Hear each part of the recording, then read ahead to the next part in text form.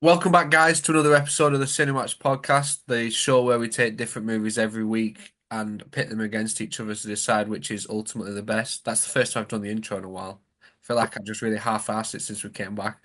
My name is Cal, and joining me as he does every week is Mr. Nathan Sackle-Hannah.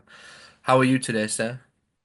Loads better today. I've been ill for the past couple of weeks, haven't we? Both of us. Yeah. Oh, yeah, I'm All still right. a bit stuffly now, actually. Like, my nose is still a bit bunged up. You need to get some, what's that called? Vicks that you spray at renown. See, my issue is when I get colds, I just road dog it every time. I just accept what's happening's happening, and I'm just gonna get through it. I will treat it like I'm dying. Yeah, that's probably the wiser option because I just don't take anything, and then I'm just ill for weeks and weeks and weeks.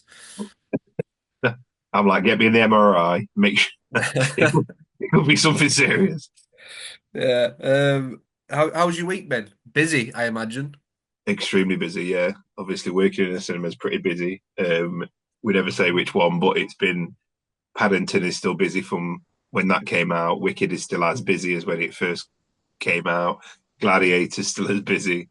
And then bloody Moana 2 came out at the same time. So we've got four big hitters.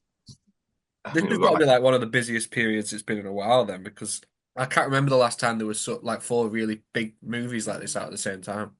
I know it's been pretty bloody big. I was about to say like numbers, but I realised I can't say numbers. No. But it's been a lot of people in the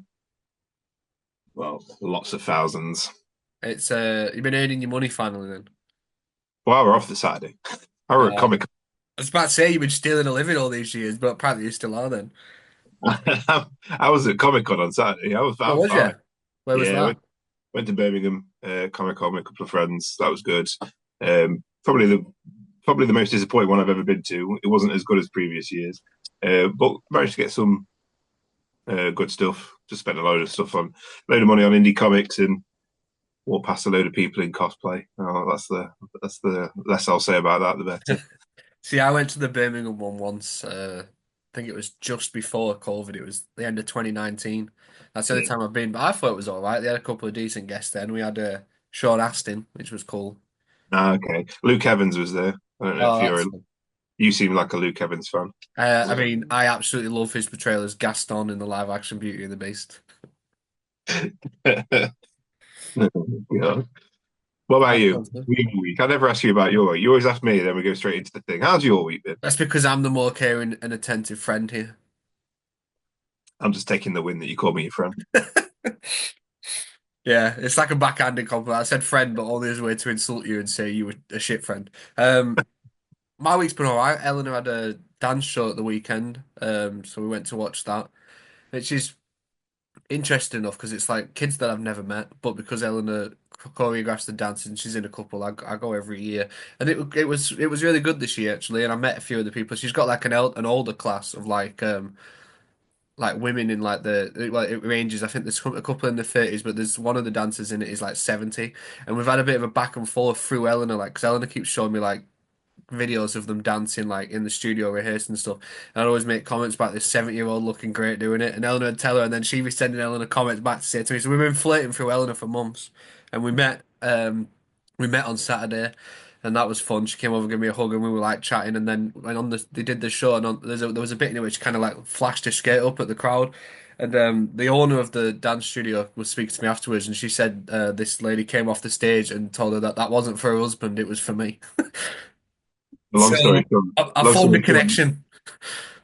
you can say long story short, you're not marrying Eleanor anymore. You're marrying No, this I've met 70-year-old. someone else. I've met a lovely older woman. But yeah, it was good. And obviously, I went to watch Moana 2 this week. That was fine. Yeah, yeah, it's fine. Yeah, it went I'm, great. It was I'm fine. not watching it yet, to be fair. I've still not watched Gladiator 2. I need to because I know that we're going to be doing our usual. I say usual, we've only ever done it once. Yeah, And our traditional. yeah, we've done it once. It's a tradition. If we do it twice, then it's tradition. Yeah, End of year podcast. But I've still not seen that. I've still not seen Substance, and I really wanted to watch that. that's a good one. I think, Unless you listen to the opinions of anyone else that we know for some reason who all like rated it like 1 star. yeah, true. The rest of the world's like 4, 4.5, and then everyone that I seem to know was like one. And I was like, am I? Because at first I felt like I was alone in thinking it was a good movie, but then I Yeah, saw the rest of the world react, and I was like, okay, at least I'm not the one that's like weird. no. People have terrible taste. Yeah, Not even. I think we're going. I've still not seen Gladiator. Still not seen Moana. Still not seen Substance. But I think I'm going to watch Wicked again this week. So I don't blame you. I don't blame you at all. I want to watch it again. Eleanor's watched it twice already. She's going a third time this weekend with friends from work, so I'm jealous. But I did watch It's a Wonderful Life in the cinema yesterday, oh, which, you did watch it in the cinema yesterday. yeah, I was supposed to watch it on Monday with a friend, a mutual friend of ours, but then my shift got changed, so I had to You have work. to call her a friend. It's fine. You are? You'd have to call her a friend. Oh, no, I'm trying to be polite. An I've turned a acquaintance. corner. I've turned a leaf. We're in December. It's Christmas time. I'm a new man. I'm like Scrooge. I've changed. But yeah, I was supposed to watch it Monday with someone, but then I had to work, so I had to cancel, which was annoying. But then fortunately, it was showing in a different cinema yesterday, so I went to watch it there. But that cinema, it was really quiet. I think I'd have actually enjoyed to watch it in a packed screen. I'm not usually one that enjoys watching films in busy screens because I know how loud and like they can be. But I think with a film like It's a Wonderful Life, you're getting a very specific audience watching that who have gone to watch a classic. Yeah. So I think I'd have liked to watch that in a busy screen, but. I still watched it on the big screen, and that was fucking awesome. So my week's been good, and like I just said, it is Christmas. We are in December, so I've got a Christmas hat. How about me jumper? Yeah, and we are doing two Christmas films. Not really classics per se. I don't think many people have even seen these, but I watched. I didn't even hear of it when you said, "Should we do these?" Like, okay. What are they? Yeah, I watched one for the very first time last week, and it kind of I felt like it closely linked to the other, which I've seen for a few years now. So I thought it was a good idea to do these together. We're doing Almost Christmas from 2016 against The Family Stone from 2005, I believe it was. Yeah, Yeah. 2005 it was. Um, not I don't want to give too much away immediately, but why I thought they were closely linked. But I'd seen The Family Stone a few times, and it's one that's grown on me quite a lot over the years. Whereas Almost Christmas, I watched it for the first time literally last week. You'd never seen either of them, Never even so heard of them. it's a bit of an unusual one where usually when we do these sorts of things, we've both kind of like not have a like a proper relationship with the movies, but we were at least familiar with them, whereas you'd never heard of either of these. I'd never seen one. This time, like 2 weeks ago, we were 1 for 4 on these movies. So it could have gone really bad. I'm not sure what your opinions were on them because I don't think you've like put them on Letterboxd No, or anything. I've been really lazy this week. I've not put like I've watched a couple of films and not put any of them on Letterboxd yet. No, so I'm not. This is probably one of the first times we've gone into one where I'm not quite sure what you're thinking. So it'll be interesting. We'll crack straight into it then with the stories. And usually, like I said, I go on these little convoluted rants where I like mess with my words and just actually chat nonsensical shite for 2 minutes trying to explain the stories. So I'm just going to read the synopses on Letterboxd. You do that. Maybe I'll expand here and there if necessary. Did So you not? almost Christmas, which stars I was going Danny to say Glover. for a second, then I thought you'd not even got it up ready. Did you No, have of to just course I have. yeah? Of course I Okay, have. okay, just check it. No, I definitely didn't. I've just got it up on my phone. Yeah, so Almost Christmas starring Danny Glover is it's about a dysfunctional family that gathers together for their first Christmas since the death of the matriarch, Danny Glover's wife, who died 10 months earlier. Um, and then you compare that to The Family Stone, which is about a lady played by Sarah Jessica Parker who's like uptight and conservative businesswoman who goes to spend Christmas with her boyfriend, with his family who she's never met, who it turns out they're eccentric and outgoing, and they have all these like family this annual Christmas celebration, and she finds out that she's a fish out of water. Eccentric is one word. Yeah. She's a fish out of water in their free-spirited way of life, it says. And what better way to describe it? There isn't one. So obviously there's a lot of nuances to both, and how they play out, but I'll go first this time because I think I let you go first last week.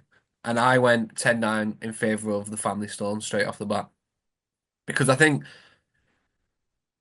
the fish out of water element and how different Sarah Jessica Parker's character Meredith is, I think it's like it's really entertaining to watch play out. And I also think while Almost Christmas is about this family's first Christmas without um, Danny Glover's wife, the mum, the matriarch of the family, I think a lot of it is like based around that, where there's in the family store, and I think there's a lot of like little subplots going on at the same time. Like you've got um, the story of Diane Keaton's character, the mum, which is obviously huge.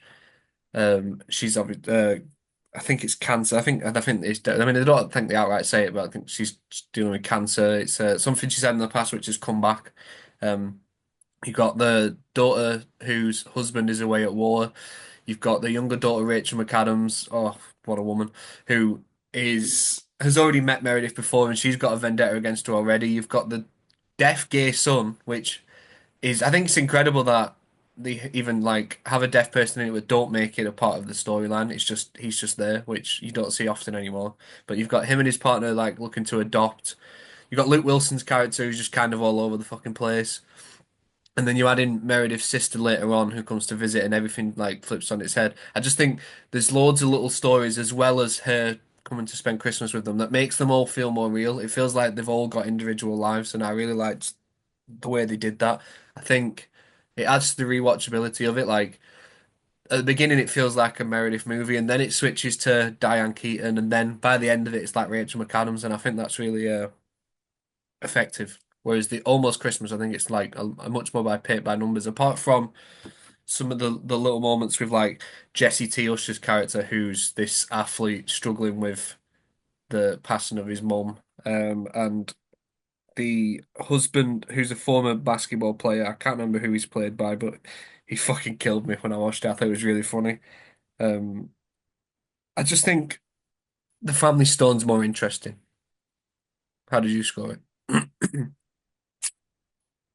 I really didn't like the Family Stone Really? at all. I couldn't Oh get like dear. I was struggling to watch it. Struggling to get there's some good moments in it, but I really struggled to watch it. I do like I agree with what you're saying. Like there's lots of twists and turns. Like it's constantly like changing with the story. Um, but for me, it was just like too constant. Like it was every like to the point where it didn't even make sense or it wasn't logical how quickly these things changed.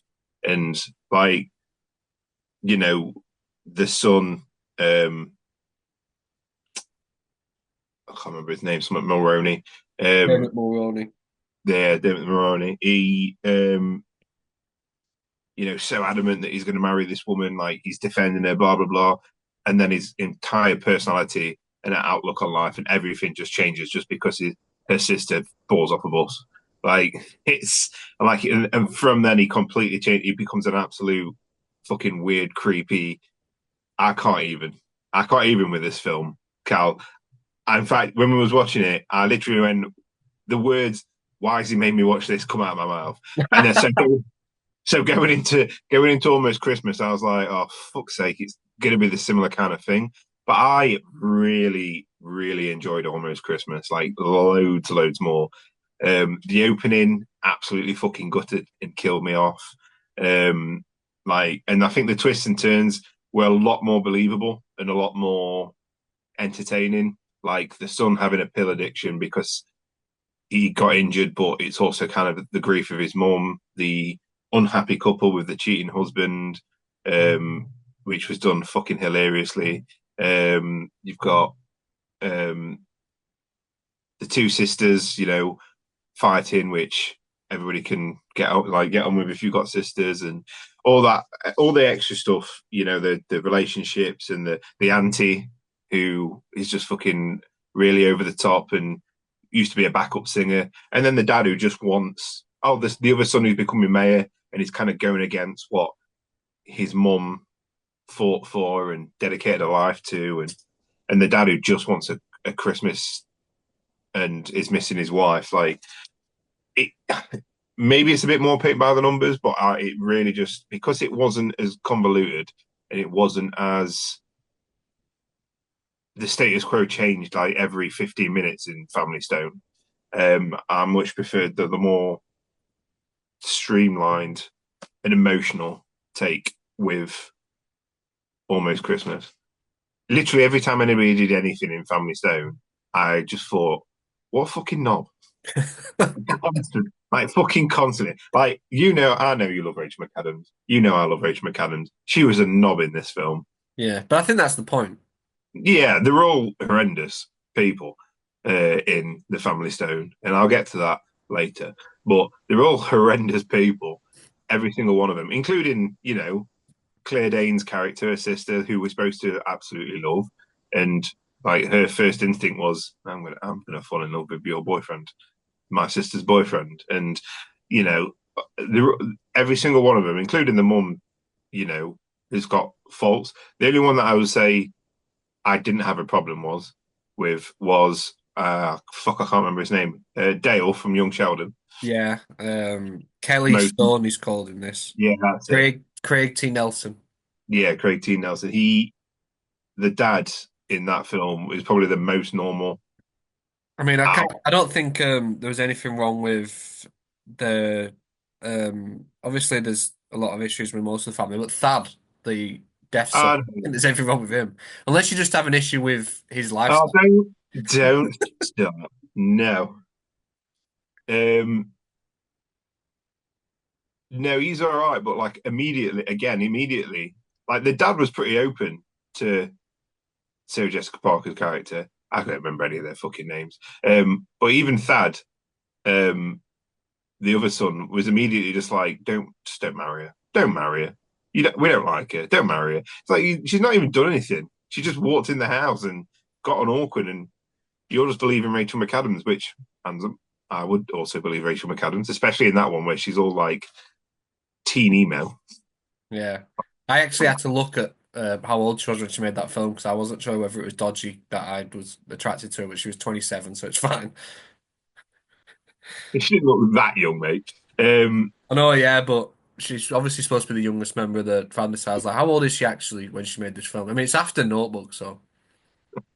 The fact that you feel like you have to go look up somebody's age because you found them attractive already, it's too late, mate. You've already found them attractive. So if you But look somebody up, she was if you one look year somebody up, younger than me, so. mate, if you look somebody up and it says 14, it's too late. You're already attracted to it. You can't go back on it. Well, at that point, I would never have mentioned it on this podcast. So But that's even worse. But anyway, yeah, the dad was pretty normal in the fact that he only got angry when things got out of hand, which is normal. The only time he got angry, which is when it got out of hand, when obviously Sarah Jessica Parker was talking about um, not wanting to raise your children gay, and that's really the only time he went over the top. But yeah, I think Almost Christmas just so much more emotional, way funnier, and I think it was. I just fucking lost my train of thought. Everybody was a lot more likable, and I didn't hate any of the direction that any of the story went in at all. that's interesting you say more emotional, though, because I actually cried like a bitch at the Family Stone. You cried like a bitch at the ending credits of Mamma Mia too. That means fucking nothing anymore. Yeah, that's true, fuck. That is very true. Yeah. But I didn't cry at Almost Christmas. Did you not? No. Okay, no. You heartless bastard. I know, yeah. We'll move on then, because I think we're gonna have very different opinions across the board here, which is interesting. But this next we'll move on to the best opening. Um, quite different openings. The beginning of Almost Christmas, it kind of shows us like this montage highlight reel of Danny Glover's life with his late wife, and like every Christmas they've spent together. Like we see like snapshots through the years of like the children growing up, and then it comes to the end, and we see him at her like just after she's passed, and he's preparing for the funeral. It's almost like the beginning of Up. We see this like live together to really set up why her passing holds such an emotional weight on the story. In contrast, the Family Stone opens quickly with an introduction to Evan and Meredith, the main couple played by Dermot Mulroney and Sarah Jessica Parker, like out shopping, and we immediately get this sense of who she is as a character. But we also get this sense of like he's kind of fed up with it because he takes the phone and hangs up for her, and then it quickly cuts into the opening credits, which is like I thought it was quite well done with like the holiday cards with each like going through the credits of each actor involved and stuff. But very different openings. One's more comedic than the other. How did you score it? Yeah, I don't think it's going to be a surprise. 10-9 to the um, Almost Christmas. I keep forgetting the fucking name of it. Almost Christmas. This is why you can't do films I've never heard of before. I keep fucking forgetting about it. I know. I just like the emotional opening a lot more. It gave you a good sense of like him as the character and like the life they built. And I think it for a very short. I think it's probably only what 2 or 3 minutes long.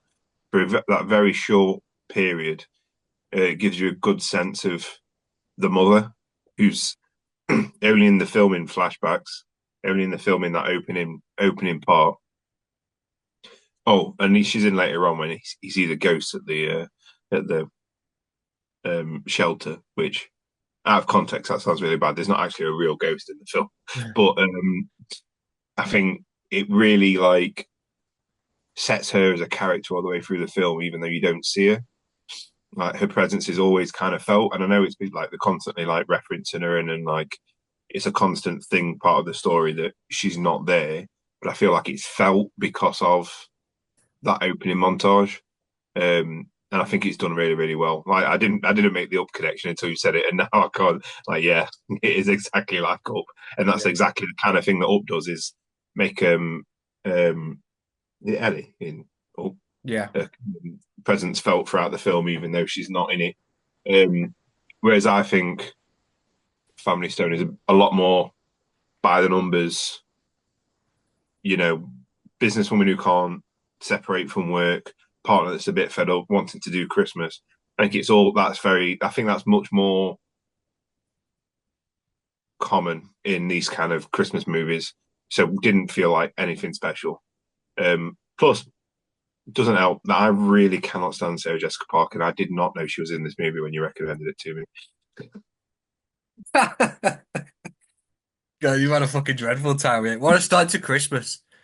Why would you do this to me? I didn't know you had beef with Sarah Jessica Parker. I just don't like it. I just don't think she's any good whatsoever. But Mm, we continue. yeah. We laugh love on. My opening, I agreed with you. I went with Almost Christmas as well, 10-9. I do think that the way it plays out and shows you who the wife was and who she was as a parent, and like it really does add that element to the story of why she's so missed and why it's such a big deal. This is the first year without her. Because we get those little moments at the beginning with her and we see her through the years, it does almost feel like we knew her as well, which I think just adds to the story. The opening to the Family Stone's fine. I think it does a good job setting up who she is, and also like it hints at Evan's dissatisfaction with her already, which obviously comes into play later. And I do like the idea with the greetings cards and the opening credits. I thought that was original, but the opening to Almost Christmas was just really effective. And like I said, it is like Up, which is one of the saddest openings to any Disney film ever. So anything that's even remotely close to that ticks all the boxes for me. I went 10-9 as well, straight up. But I didn't cry. Well, artless.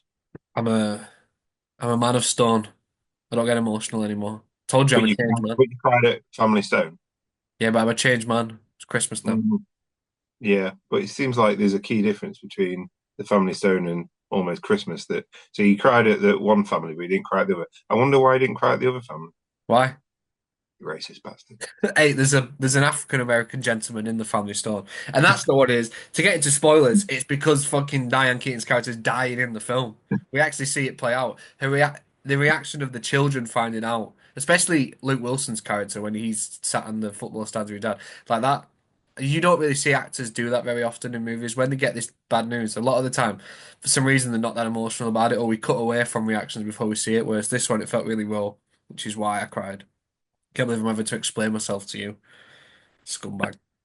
You Um, have so far in this episode, you've proven that you're a racist and that you've admitted that you look at underage girls but have to check their age. So, I mean, it's not a good episode for you. Also, you said you had an issue with everyone but the dad because the son is deaf and gay. So, I don't remember that being This is that probably the long. last episode. Yeah, we should probably not do anymore. We'll both This be is in why prison we by should. the end of the week. I say this is why we should never do a live episode. No, no, definitely not. So we'll move on then to the ending. Um, the Which ending of is Almost Christmas. the end, if I remember you saying once. You are? Which is at the end, if I remember you saying that once. The ending is where the story concludes, I think, with my wife's words. The Almost Christmas ending, it's obviously quite wholesome. The family finally like put aside the differences because they've spent the majority of the movie bickering. They put aside the differences to come together and give the dad the best possible Christmas. He finally masters his late wife's old recipe. Um, and yeah, everyone's just kind of happy again. I mean, there's obviously the key moment with Jesse T. Usher's character, the younger son, the athlete, in the when he gets into the accident and he finds out the dad's trying to sell the house. We have that emotional scene where he breaks down to his father, and then at the end, Danny Glover's character, the patriarch of the family, decides not to sell the house. So it's a happy ending in total. On the flip side, the Family Stone ending is pretty fucking wild because it starts with as a movie about Evan Dermot Mulroney's character bringing his partner, played by Sarah Jessica Parker, to spend Christmas with his family. Throughout the movie, she brings her sister along, and it's kind of like a switcheroo. He falls for her sister, and she falls for his brother, played by Luke Wilson. So the end of the movie, she ends up with Luke Wilson's character Ben, and Dermot Mulroney ends up with her sister's character, played by Claire Danes. And we flash forward a year without actually saying 1 year later, which they just trust us to have figured it out because Thad and his partner Patrick have now got this son that they were talking about adopting. The eldest daughter's finally given birth because she spends the majority of the movie pregnant, and she's got a young child now. And the mum has since passed. Um, Sybil Stone, played by Diane Keaton. Where you start seeing everybody, and then you start to realize, yeah, she's not going to be here. Yeah, yeah. The first time I remember it dawning on me when I was like halfway through, and you see Rachel McAdams looking at the tree with her boyfriend, who, what the fuck? We'll get to him soon. Punching like Mike Tyson, that motherfucker. Um, and we see her looking at the tree and a little emotional, and it pans out to this picture of Sybil when she was pregnant with Rachel McAdams, this character whose name I can't remember now off the top of my head. You know, it's something of a good film, and we can't remember anybody's name, and we're just naming the I can't actors. remember him for either film. So You just know her as Rachel McAdam, Amy, she's called Amy. Um, Amy. when Diane Keaton's character Sybil's pregnant with Amy, and it's a picture that Meredith gave to everyone the previous year, and it's on the wall, and it pans out to that as we kind of realise that she has since passed. Um, so it's quite a different ending. It's not quite as happy. There are obviously happy elements, but it's also like the realization that Sybil's passed. I went 10-9 in favour of the Family Stone because I think while it's fucking wild that they all end up swapping partners, I think it's more. I think it works out for the best because you can see throughout the movie like Evan isn't really that into Meredith, and he's only wanting to marry her. Well, I think it's more like he wants to give his mum a wedding before she dies. He wants to get married while his mum's still around. Um, but they're so incompatible. And when her sister comes along, and it really like softens him, and you can see who he really was. Like throughout the movie, you get these little hints that this isn't who Evan is. Like when the family tell him to take the tie off and stuff, it seems like he's trying to be someone he's not for Meredith. And when he meets his sister, he immediately softens. And then Meredith on the other side is this really uptight character who unleashes a bit of a wild side when she's with Luke Wilson. So I think both characters end up with the people they need to be with. And I think the flash forward's nice. I think the moment when Meredith gives everyone the pictures and Sybil looks at Amy when she's crying, she says, "That's me and you, kid." Or like I think it's such a nice moment. And her last scene being when she's looking out the window and it starts to snow. I think it's just really well done, and you can see in her eyes that she's like realizing this might be the last time she sees snow. I just think it's a really well done ending. The almost Christmas ending's fine, but that's like the ending of every Christmas movie ever. Everyone puts the differences aside and gets on and doesn't sell the house. Like we've seen that before. He's so hateful towards this movie. I swear to I'm not God, actually. I really enjoyed it. there's got to be an underlying reason somewhere. Can I quickly say though, right? There's another Christmas film which I really like called This Christmas from the 2000s, starring Never. Regina King and Chris Brown and Alfonso. Oh, what's he called? The guy from. Have you watched The Boys? Yeah. So do you know who plays Mother's Milk? What's he called? No, no idea. Yeah, he's in it as well. It's a good film, but it's like very similar to Almost Christmas in the sense that it's about this family all coming back together to spend the holidays together, but it's an African American family, and I thought if I put them against each other, is that racist? So that's why I didn't. And now I'm being called racist anyway. I can't catch a fucking break here. Yeah, Oh, I went 10-9 in favour of The Family Stone. let's move on from that one. Yeah, sure. Because I think Almost Christmas is, well, I preferred the film. So for me, the ending was more emotional, and like I preferred that ending. But I do think the time skip and slowly realizing that the mum's, she has gone and everybody's kind of now find their right place. That's probably the only part of the movie that I did like in Family Stone. Like the ending, when the credits started, I was like, yeah, I like this bit. No, okay, it's the only part of the movie that I like. I mean, I don't really think Sarah Jessica Parker and Luke Wilson's character would probably last because I think it's okay to not be uptight when you're absolutely pissed up. But that character will go back to being that character at some point. Um, I thought Dermot Mulroney's character was an absolute arsehole. Like his girlfriend slash potential fiance has gone missing. She literally could be fucking anywhere. The last he saw of her was a car that she'd smashed up, and His car. his car that he heard her smashing things into the wall, and he didn't even get up from the fucking table. And then he goes out, and instead of actively looking for this woman that could be fucking anywhere, could be dead, or she could be like fucking kidnapped or whatever. He's just casually strolling down the street with his sister, flirting with his sister, like not even His looking at her. sister. What's that film are you Her watching? sister, her sister. I watched the other one Don't know. on I don't know what version you watched.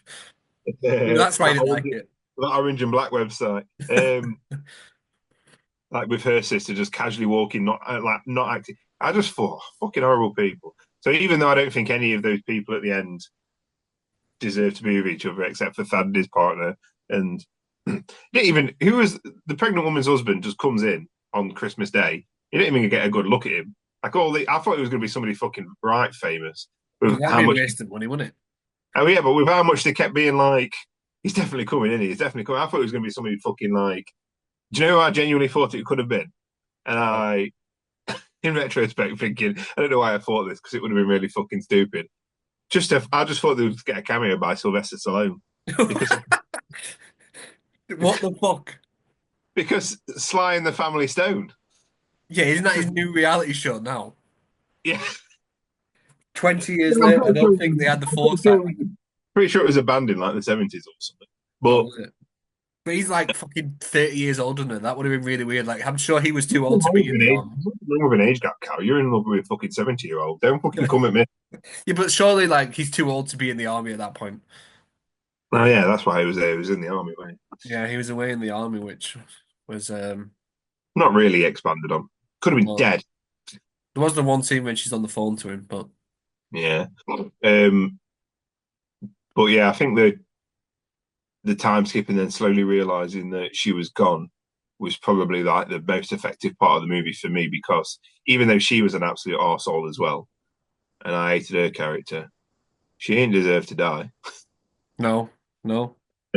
So yeah, I think that's probably the best part. And the dad looking up at the tree and realizing like he's kind of got you can the first kind of hint is that you can see that he's kind of doing everything himself and the house isn't as decorated and it's a little bit cooler looking. It's not as warm looking.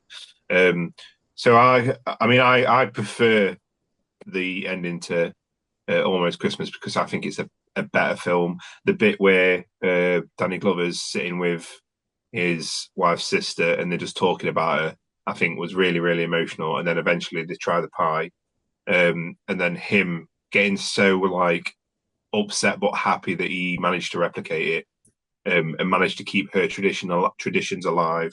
After the son came and helped him at the shelter and decided to go against what he'd done and throwing away the family, throwing away the fact that he's selling the house and all that kind of stuff. And the sisters finally getting on. I think it's just a all around more happier and better ending. But I couldn't, considering that Family Stone's ending was the only part of the film I liked. I'm just going to go a cheeky 10-10 because I can't knock it if it's the only part of the film that I actually liked. That's true. That's very true. Um, we'll move on then. Reiterate that everybody in that fucking family is an arse, Not except for the everyone. except for the dad. And Thad. No, he literally took one look at him and went, "No, you can't marry her."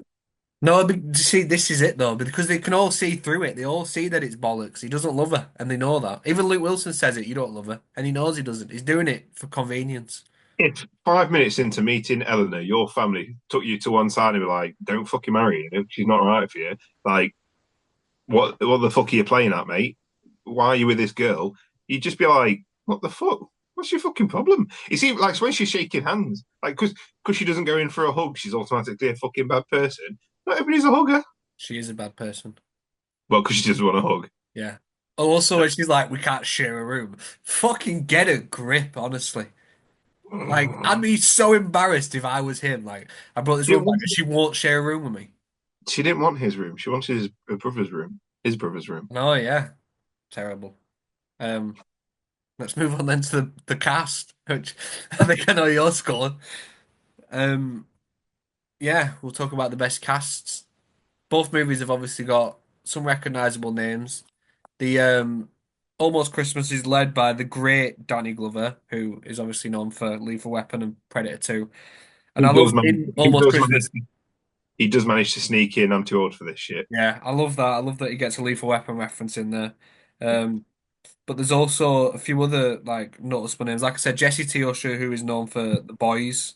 He plays A-Train in The Boys. You've got Omar Epps playing the son who's becoming a lawyer.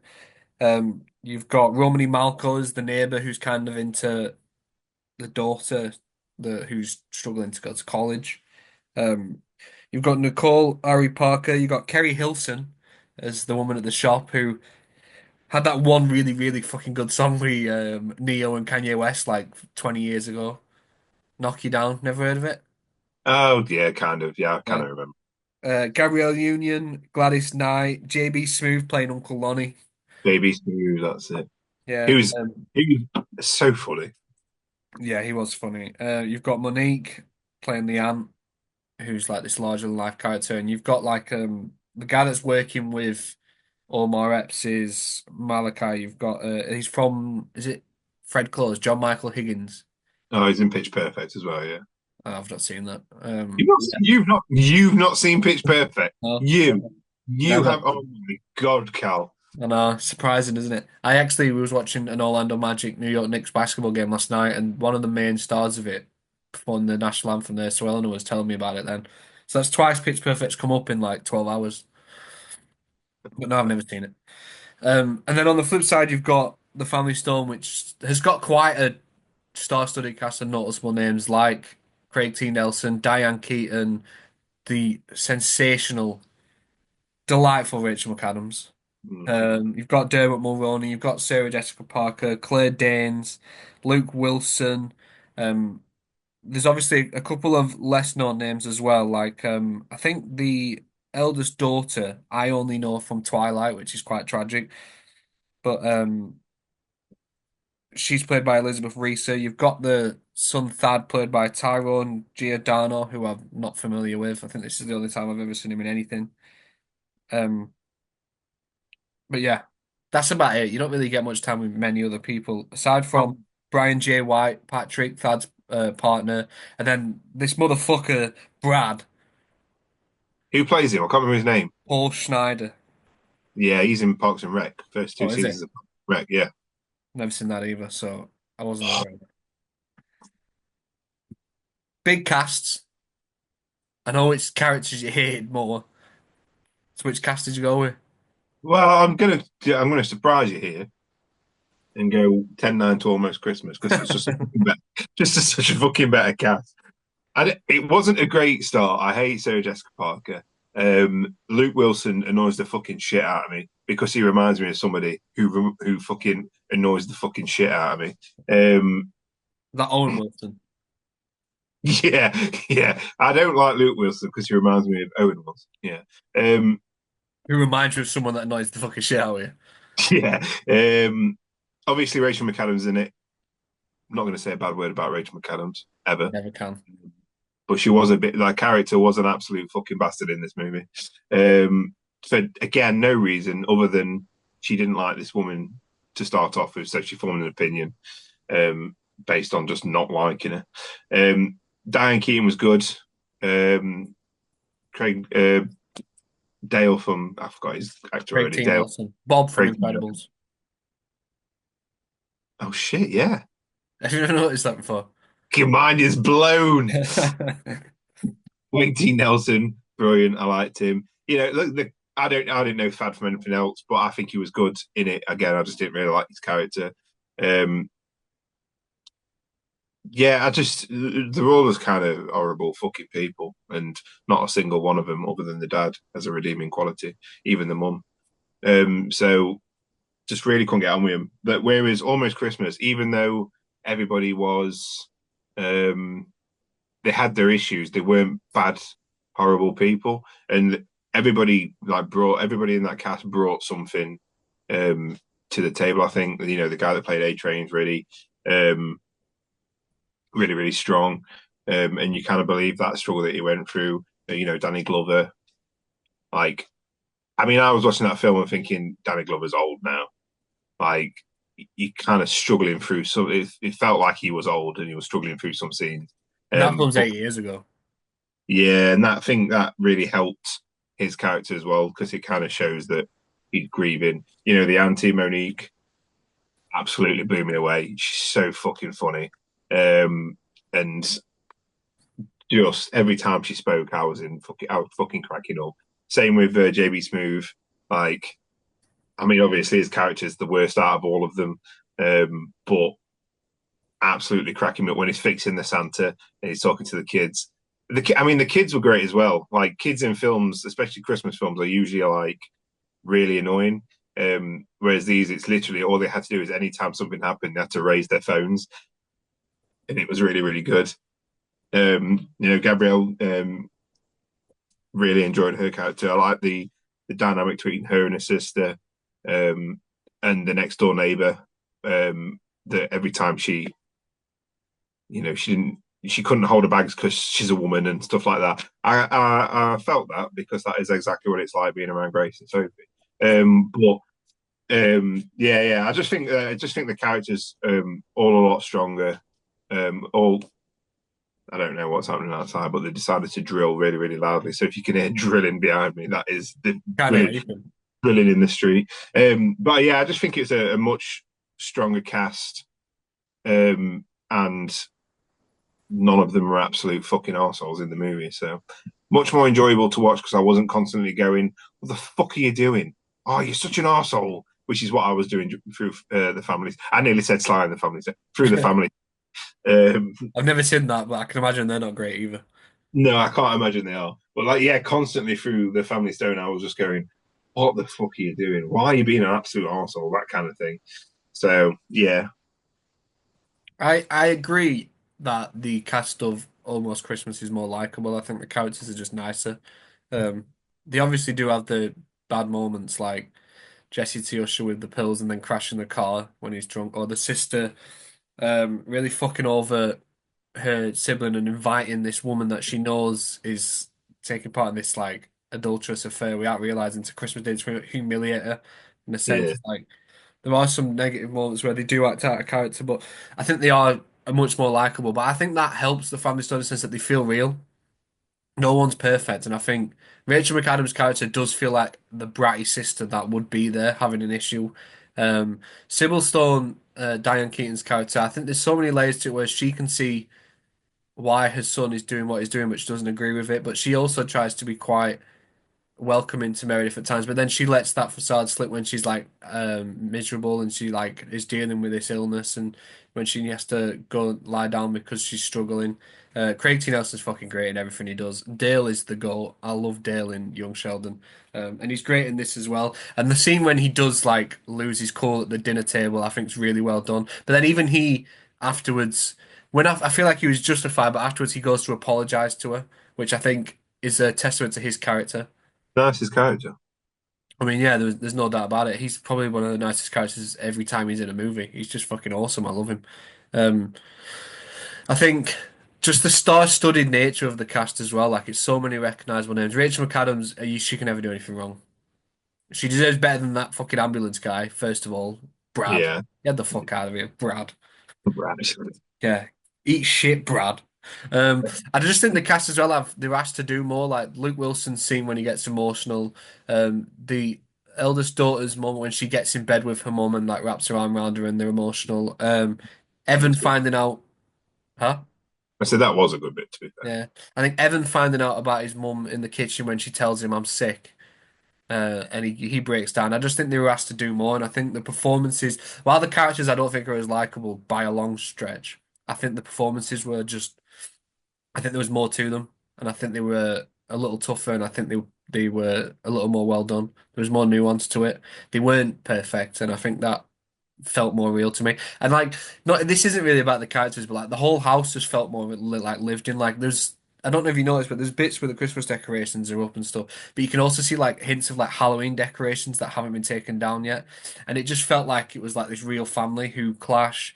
Um, don't really get along at the best of times, but all at the end of the day still love each other. And I just love as well the whole dynamic with like Thad being deaf and the sign language that they use even at times when he's not in the room. It's become like a habit that when they talk, they sign along at the same time. And obviously, my niece is deaf, and I used to know the I used to know the alphabet and sign language. I mean, I probably still do. But like when we were younger, we had to do that a lot for her. Now she's got hearing aids that we don't. But like that's something that really strikes a chord with me. So I think that helps as well. They just feel like a more real family. Not to say me and my family hate each other like that because we don't.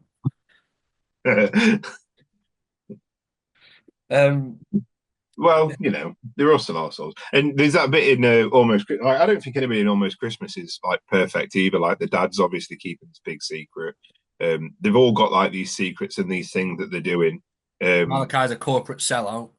yeah, yeah. And you've got um, you know, that bit where they're playing football and you think everything's going all right. And then JB Smooth's character, Uncle Lonnie. That's the Uncle, highlight of that film for me. I don't care. goes to fucking he basically tries to triple like knock um I can't remember his name, A Train's character, over and like everybody gets angry because it's his career and he goes a bit haywire. So I think there's all these characters obviously got these flaws still. But yeah, I mean I agree with some of the points you made about the Family Stone, but they're all fucking terrible people and I hated them. So Yeah, they aren't exactly great. But I liked them anyway. And I think Diane Keaton was fantastic. I mean, she Diane always Keaton, is, but she was fucking brilliant. Diane Keaton was good. So we'll move on then to the next category, which is one we're only doing for this month, which you suggested. Great call, by the way. I don't know why I didn't even think of this, but that's why they pay you the big bucks. Um, Okay. I meant in other aspects of life. Oh, right. Okay. Yeah. I mean, yeah. It's that initiative that you use elsewhere. What can I say other than I'm a fucking genius? Yeah, I'm not going to go that far, but I will say you did a good suggestion once, ever. You've been a good. Um, even a broke clock's right twice a day. Is all I'll say. But yeah, this is a category that we're only using for this month, and that's the movie that had the best, like the most Christmas feel to it, like the one that you get that festive feel. Because that's a lot. Most of the time, that's what we go into these movies searching for. We want to feel the Christmas, and we want the Christmas vibes, and that's what makes like festive movies so special. Like some of the classics like Home Alone and National Lampoon's Christmas Vacation, they like ooze that Christmas feeling. So that's what we're going to be using to judge these movies throughout December. So the best Christmas feeling, I went 10-9 in favor of Almost Christmas. fuck's sake. Why did you disagree? I went 10-9 in favour of Family Stone. Because even when we disagree, even when I'm agreeing with the film you like more, we've swapped. That's interesting. But yeah, I think like I feel like the whole family coming back together at Christmas, like they're doing that, and like dealing with of someone's absence at Christmas and how that can impact everyone because everyone's dealt with that in the past. Like, I'm fortunate enough to have never lost like my mum, like or like a really close family member, but we have lost like family members in the past that have lost grandparents and like cousins and stuff like that. And you do feel those absences at Christmas. So it's something you can, I think most people can relate to, especially as the years go by and we get older. Um, the family not getting on, but like being forced to kind of work things out for the dad's sake because he just wants to put on the best Christmas since his wife passed and he's struggling with that. I just think it was like it is what Christmas is about. I was saying this yesterday. For me, the best Christmas movies aren't the ones with Santa. It's the ones about families just trying to have a good time. That's why I love National Lampoon's Christmas Vacation so much. And Almost Christmas gave me that same sort of vibe. The Family Stone one, I think it was too like there was too much focus on the other storylines, like the wackiness of Sarah Jessica Parker's character and like all the shit she was causing. It kind of took away from the Christmas element. Same with Diane Keaton's illness. I think you spent a lot of time focusing on those moments where, and you sometimes you kind of forget that you're here for Christmas. Whereas I mean, it's in the fucking title. It's almost Christmas. It's what we're doing. It's what we're doing here. Um, and that was something I can't fault the film for at all. I loved it. Yeah, I went opposite. I didn't kind of think of it in the same way that you did. You kind of thought about it in the story way, like does the story feel Christmassy? Whereas I kind of just like the overall feel of the film The and like aesthetic and stuff. yeah, the vibes as the kids say. I don't know if the kids still say that. Yeah, we do. Um, we did. Oh, do you? Yeah, Okay. I'm one of the Oh, kids. oh, you're one of the kids, are you? How old are you? 20 fucking 8. Yeah, good fucking shout. That's spot on. That. Um, Give me four guesses, and I don't think I'd get your age. I mean, A, your camera's gone dead blurry, and B, I'm 35. Oh, Either that or my age is finally showing because I can't fucking see you properly. no, You're it blurry. has. It has gone a bit blurry actually. I don't know why that's happened, but no. So, There so we go. it's probably best we couldn't have seen you. But yeah, no, like almost Christmas is obviously about almost being Christmas, and you've got like the winter kind of set in, and you've got the Santa decorate, you've got the little bit where they put the tree up. But I feel like it's more about. I think you could take that film as much as I loved it. I think you could take that film and set it at Thanksgiving or at Easter or at somebody's birthday or some big like a graduation or some big event, and it would kind of have a similar. You could probably tell the same story about a family coming together. Whereas like it didn't really lean into the Christmas parts too much. Whereas the vibe of Family Stone, I can't believe I'm trying to give it a point, but the vibe of Family Stone is like you've got them like doing the walking down the shops at night with all the Christmas decorations and there's a bit of a glow to the filter on the screen and you've got the snowbanks and stuff like that and you've got them running through the snow and you've got it snowing heavily and you've got like you said all the decorations around the house and it feels really warm and really Christmassy and you know all the story you know it does jump about too much and there's so many plot lines it's not really about but you've got like the big Christmas dinner and you've got um the you know, like Sarah Jessica Parker baking for Christmas and stuff. It's just lots of little more things that make it felt like they're wearing like jumpers and it feels colder because of where they are and all that kind of stuff. Yeah, They go to a bar and it's very much like like we both worked in pubs like that dire Christmas Eve emptiness kind of feel where you're like oh the only people that are fucking depressed kind of feel um and I just felt like it felt more set at Christmas. And I mean, that one probably could also be some like another point in the year as well, to kind of undermining the point I made about almost Christmas. But like it felt like a Christmas movie, whereas the other one, you could say it's Thanksgiving, and you could be like, okay, yeah, it is Thanksgiving. That makes sense. Whereas this one, because of all the decorations and the way it's shot sometimes, and the snow, and all that kind of stuff. I think the music feels a bit more Christmassy. I know we didn't do soundtrack on this one because there's not really much of a soundtrack in any of the 3 weeks we're doing Christmas movies. But like it felt more like Christmassy and jingly as well. So 10-9 to Family Stone because of the vibes. The vibes, as we kids say. Yeah, special. I'm going to give the viewers a special treat. If you're listening, I'm sorry, but that's what the kids say. Um, yeah, that's fair enough. I think it's quite close heading Yeah. into our specific categories here that we've come up with ourselves. We don't. Neither of us know what we've got here. We've finished the 5 main ones, and like we said recently, we've started doing it where we both bring a mystery category that we have to rate off the fly. Really, we just kind of do it as we go along, on the fly. Damn it to say, is that right? Is it on the fly? Yeah, I think you was going to say off the cuff, and then went Yeah, I on just combined the two. the. Yeah, on the My turn this fly week. slash off the cuff. My turn to go first this week. Yeah, it is, which is rough for me. I did think what we should start doing is saying the question because what we do usually do is we say the category, and then like if it's my category, I'll then explain why, and it kind of gives you a bit of a clue. I think, and it gives you a bit of time to think. We should do it the other way, but I'm Oh, not going to. now you want to do it the other way, dear. Now that it's your fucking turn to go first. All right, we'll do No, it. no, last week. Last week when you can't remember which one it was. The one that you did. I was like, oh fuck, I have no idea. No, no, I'll go first, and I'll do what we usually do. My category is a very easy answer for me, and I know what you're going to say. But which of the two families are the absolute fucking worst? Oh, fuck. That was my kind of my category. And I'm going 10-9. Oh wait, no. So the highest, no, it'd have to be which is the better because which is the better family. See, I So said, the highest scoring one would be the better family. So a 10-9 to almost Christmas. so Because essentially, hopefully what my, everybody. I'm going to let you piggyback off mine because what mine was, which Fuck, family would you don't let rather me spend piggyback. Christmas I with? went first. Yeah, but like, yours just, if you add to mine to it, which family would you rather spend Christmas with? Okay, yeah, that's fine.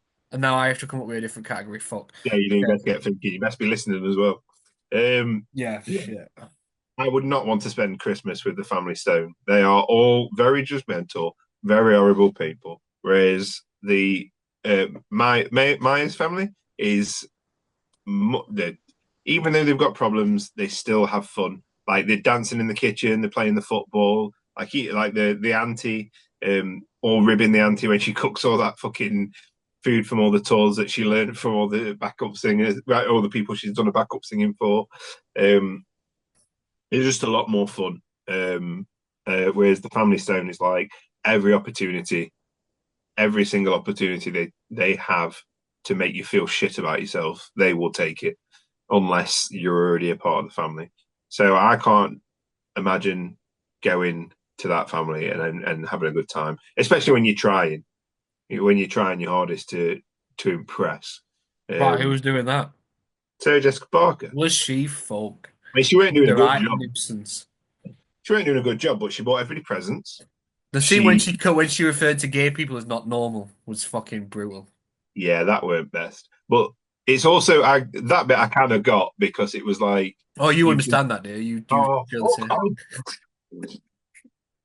same. um, the that bit I kind of because she was like obviously mincing her words. She was getting all muddled up because she was trying to make a point that people weren't understanding, but it's not the point that they thought. And I kind of get being in that situation. I feel like she bought presents.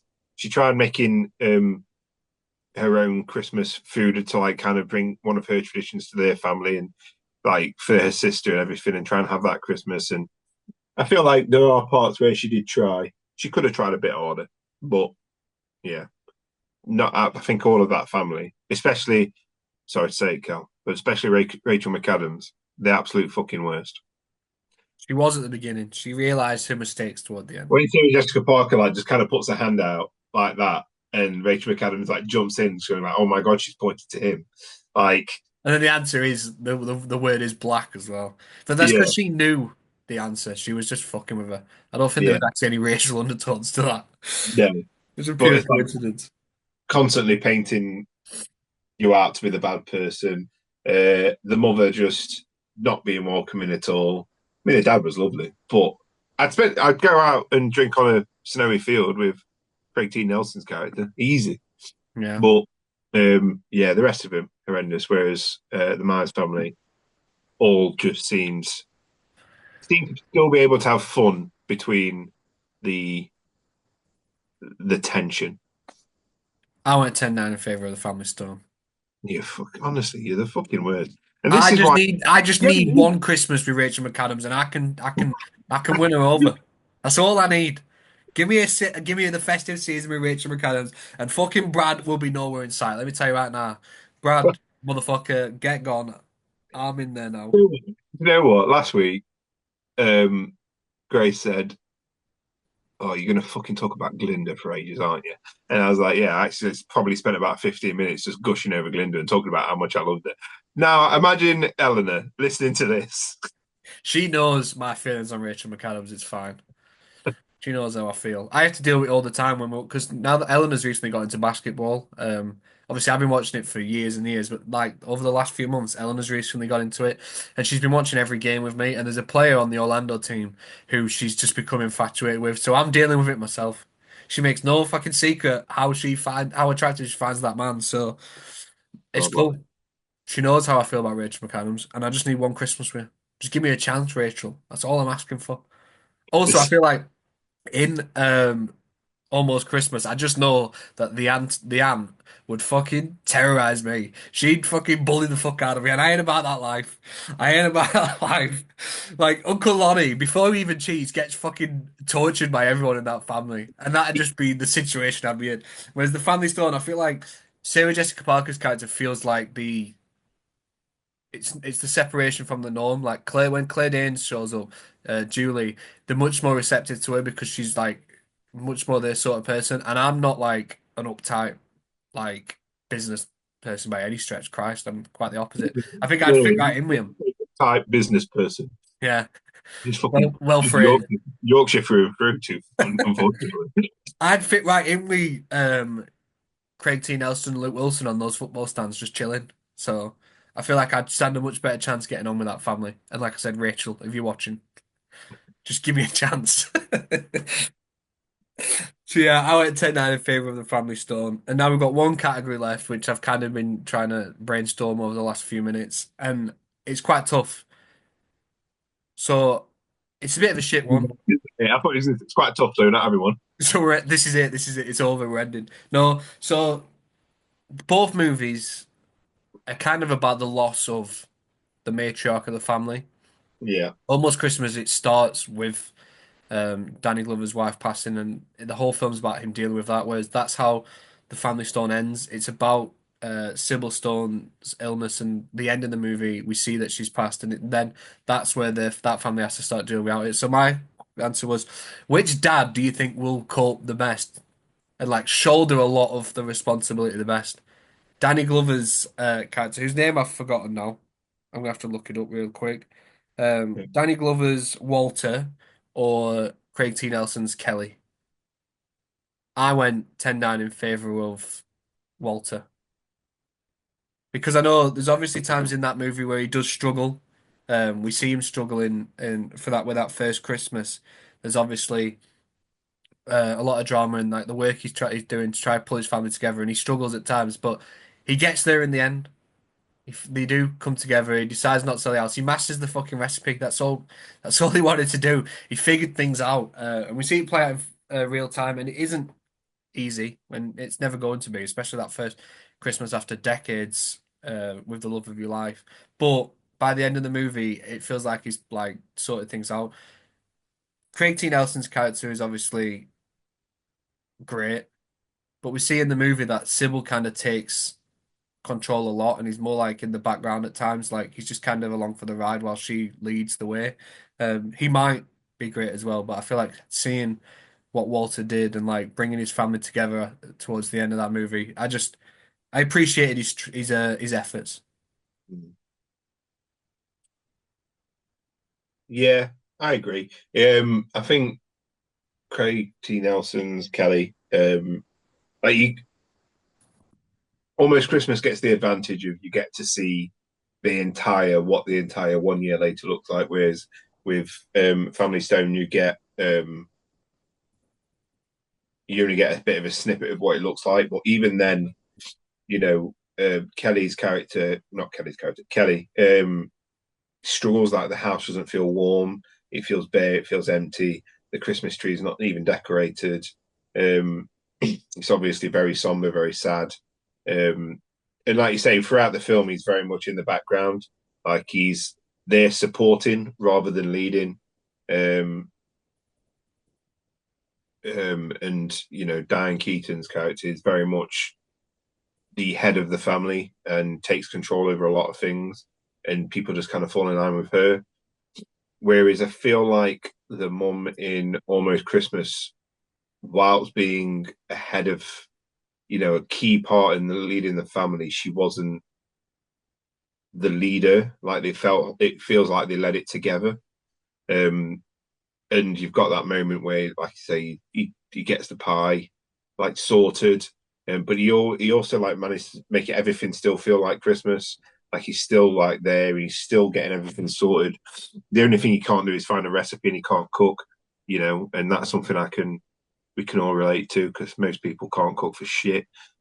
Especially when your wife's are celebrated, like everybody loves their food. It's going to be a bit harder. But he still goes to the shelter, still living her dream and whatever. So yeah, I think even though he's a bit older and further in the film and seems to struggle a bit because of his age, I think he would probably be better. So yeah, 10-9 in favour of the Myers again. Yeah, that's fair. It's over then. Don't know what I was going to say then. I'm glad I don't have to speak about the family stone anymore. You don't. That's the last time you ever have to speak about it. Won't be one that goes on the repeat list. That's actually one that I've watched a few times now. I'm actually really surprised how much you hated it. Um, but that brings this showdown to an end then. And I'd like to ask you this. How do you think it went? I Who's the think winner? almost. Oh, sorry, yawning. I think almost Christmas has definitely knocked it over the edge. You think it's won? Yeah, Well, I can confirm that the score is 135 to 132 in favour of Almost Christmas. So Almost Christmas beats The Family Stone. not by enough, I say. No, because what did I have? I had Family Stone winning in three categories. No, four. Four. And how many did I have it with? Did it? Like fucking every one of them. No, I'm not joking. I think you actually only had, I think you had the Family Stone in a couple. You had a 10-10 to be fair, Yeah, so I did have a 10-10. I always like to throw a 10-10 in once a week. yeah, so it didn't technically win that one, but it was tied. But yeah, Almost Christmas wins by 3 points. Not a big enough gap according to you. I wasn't sure which way it's going to go, so I've got no feelings either way. But I feel like that was a good showdown. Got to talk about Rachel McAdams for a bit, which I'll never say no to. That's true. Do you know what's upsetting is that both of these are supposed to be Christmas movies, and neither of them feel as Christmassy in their vibes as Terrifier 3. No, that's true. That's very So true. The opening to Terrifier 3 is about as Christmas as you can feel. yeah, Until he starts chopping limbs off. well, yeah, But the minute he puts on the Santa outfit to do it, I'm locked back in. exactly. Um, but yeah, you got a Terrifier reference in there now. Need to now figure out how I'm quickly going to squeeze in the other one. Not sure you can. I don't think there is a Godzilla Christmas movie.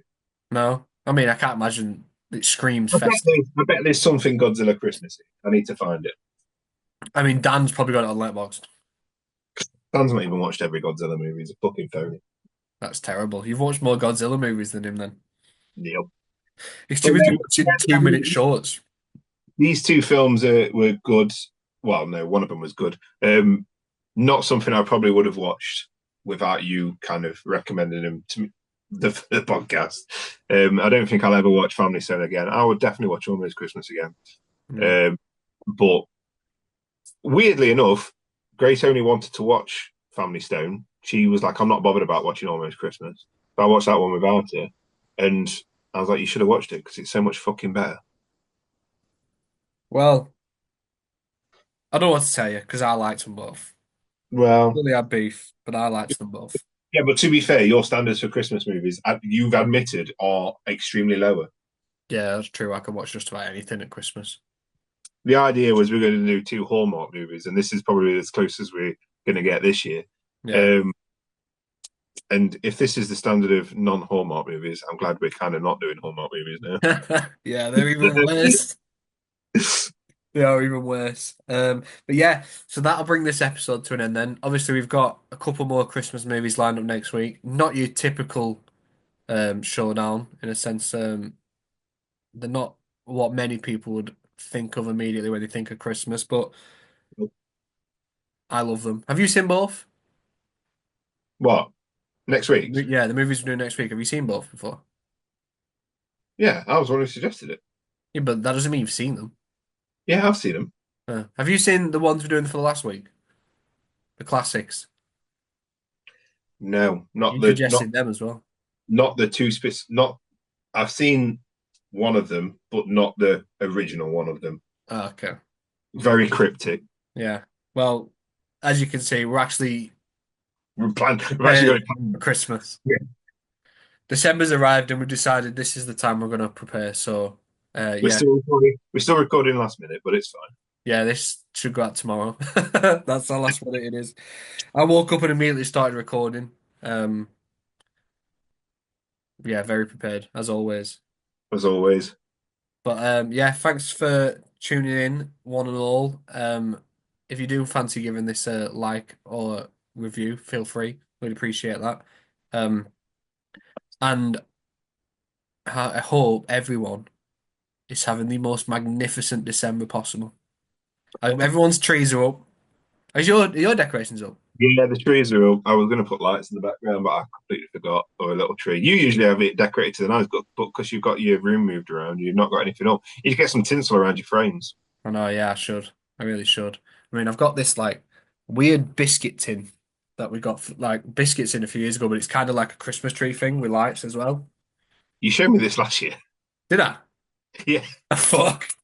Well, I've still got that. And also, just in front of me, it's not very Christmas decoration, but all my Christmas movies. You It's know, right in front of me. There's another set, but I can't reach them. There's like another like 8 DVDs there. There's plenty to watch. Christmas and nothing Christmas in here. Oh, I've got one, which is a big, thick, chunky comic. It's called Klaus. It's not about the film. It's basically like a fantasy origin story about Santa, who's like a Robin Hood type warrior who steals from the rich and gives it to the poor. Ooh, sounds lovely. Yeah, which I actually kind of really want them to make a film out of, but I love the class we got in Yeah, that's great. The Netflix so much. class. But I do want to see that one where he steals from the rich and gives all the toys to the poor. Yeah, that'd be nice. It'd have to be animated probably, but I'd watch it. I'd watch any Christmas movie. Oh yeah, that's fucking true. That is fucking true. Right. We'll see you guys next week. Peace out. What a low ending. Bye.